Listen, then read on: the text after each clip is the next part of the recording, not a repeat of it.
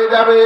আল্লাহর নবী বলেন এটাও যদি না হয়, সে যদি 3 নম্বরের মুমিন হয়, এই কোরআনের কথাগুলো শোনার পরে, আল্লাহর বরত্বের কথাগুলো শোনার পরে তার অন্তরের ভিতরে একটু শান্তি শান্তি লাগবে। আল্লাহর নবী বলেন এই 3টি বিষয়ের কোন একটি বিষয় যদি তার ভিতরে পাওয়া না যায়, ও কোরআনের মাহফিলে আসলে কি হবে? ওটা মুমিন না, ওটা বেঈমান। ও মুসলমান ভাইরা আমার, যারা কোরআন শুনতে এসেছেন, দেখেন তো আপনি কয় নাম্বার ইমানদারের ভিতরে পড়েন। দেখেন তো আল্লাহর কোরআনের আকর্ষণে আপনি কোরআন শোনার জন্য আসেন কিনা। কোরআন শোনার পরে আপনি নিজেকে দেখুন আপনি কয় নাম্বারের ইমানদার। আপনি যদি ইমানদার হয়ে থাকেন, আপনি বাহিরে থাকতে পারেন না। কোরআনের কথাগুলো শোনার পরে আপনাকে মঞ্চে আসতে হবে। যখন আপনি মঞ্চে আসবেন, আপনি যদি 1 নাম্বারের মুমিন হয়, কোরআনের কথাগুলো শোনার পরে আপনার গোশতের টুকরাটা কেঁপে উঠবে। এটাও যদি না হয়, তাহলে আপনার শরীরের লোমগুলো খাড়া হয়ে যাবে।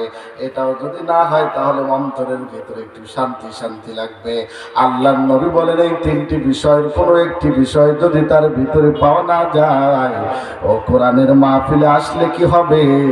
ওটা মুমিন না, ওটা বেঈমান। এবার আপনি নিজেকে দিয়ে পরীক্ষা করুন, দেখুন তো আপনি কয় নাম্বারের মুমিন। কোরআনের কথাগুলো শোনার পরে আপনার কলিজাটা কেঁপে ওঠে কিনা, অথবা শরীরের লোমগুলো খারাপ হয়ে যায় কিনা, অথবা অন্তরের ভিতরে একটু শান্তি শান্তি লাগে কিনা। কারণ আল্লাহর কোরআন শুনলে অবশ্যই আপনার ঈমান বাড়বে। কথা বলেছেন কে? আমার আল্লাহর নামটা জবান থেকে সবাই এমন ভাবে বলবেন যাতে মানুষ মনে করে 100 জায়গায় 1 লক্ষ লোক মানুষ আছে। বলেন তো আমার আল্লাহর নামটা বলেন তো, একে ঈমান যিনি বাড়িয়ে দিবেন তিনি কে? আর একবার জোরে বলেন তিনি কে? এবার বলেন তো আমার আল্লাহ কি মিথ্যা কথা বলতে পারে? আমার আল্লাহ বলে ওমান নাসদাকু মিনাল্লাহি কিলা, আমার চাইতে সত্য কথা আর কে বলতে পারে? ওয়াদাল্লাহি হাক্কা, আমার ওয়াদা সত্য ওয়াদা। ইন্নাল্লাহা লা ইউখলিফুল মিয়াদ, আমি আল্লাহ পাক রব্বুল আলামিন যা ওয়াদা করি তা পূরণ করি। বলেন সুবহানাল্লাহ। কোরআন শুনলে অবশ্যই আপনার ঈমান বাড়বে, আপনার ঈমান বাড়বে, আপনার ঈমান এত বাড়া বেড়ে যাবে, এত বাড়া বেড়ে যাবে, দুনিয়ার কোন লক্ষ্য চক্ষুকে ভয় পাবে না, দুনিয়ার কোন তন্ত্র মন্ত্রকে ভয় পাবে না, দুনিয়ার কোন লাল চক্ষুকে ভয় পাবে না। এমনকি ঈমানদার যারা, তারা ফাঁসির মঞ্চকে ভয় পায় না।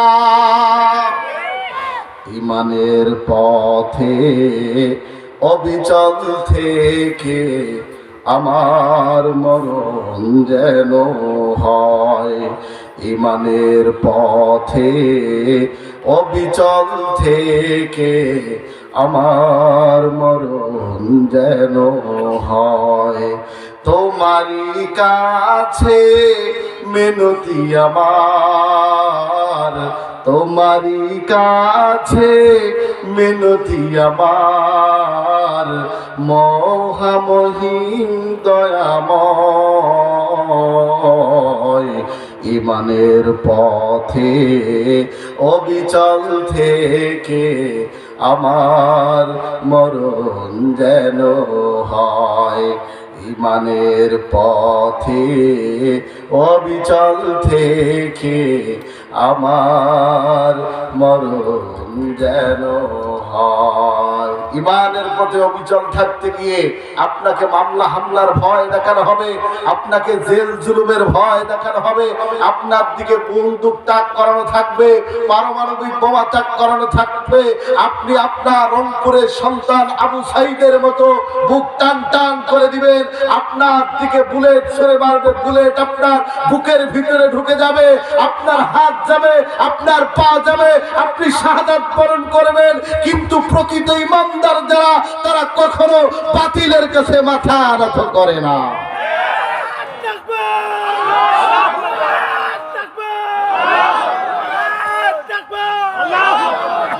ওয়ালা রাব্বিহিম ইয়াতাওয়াক্কালুন, মুমিনরা সর্ব অবস্থায় শুধুমাত্র কেবলমাত্র, জোরে বলেন তো, ভরসা করে কার? আরো জোরে বলেন কার? সম্মানিত ভাইরা আমার, আপনারা কি আমার ভাষা বুঝতেছেন? আমাদের এই রংপুরের এক মানুষ নোয়াখালীতে গিয়েছে, কোথায়?